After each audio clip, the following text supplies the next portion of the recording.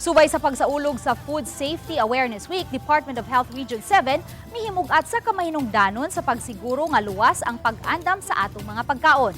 Sa tigumuban ang mga sanitation inspectors, barangay health workers ug ang mga kawani sa City ug Municipal Health Office lukop lalawin sa Subo, gituki ang mga regulatory requirements nga gikinahanglang lukaton sa mga mamaligya ay ug pagkaon aron sigurong nahasubay kini sa lagda sa food safety.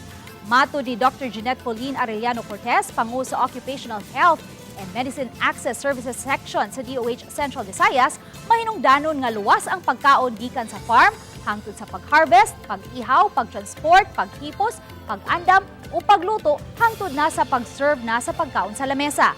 Matag LGU, managlahi hinuon ang regulatory requirements nga gipatuman sa mga manindahay o pagkaon ilabi na sa mga ambulant vendors. Ang atong mga ambulant food vendors, kinahanglan sila mo undergo og food safety training. That's very basic. Ilang nang makuha nga trainings from the local government units. Kung fix ang imong food stall, ma'am, you are required to have the regular permits. So ang regular permits, na diha si business permit, sanitary permit, and the health cards. So mura na diferensya sa duha.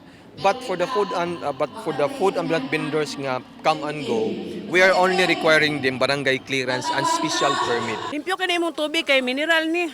Wala ni ingon nga katubig-tubig nga tubig lang. Nya, limpyo sa among mga lamesa, mga pagkaon.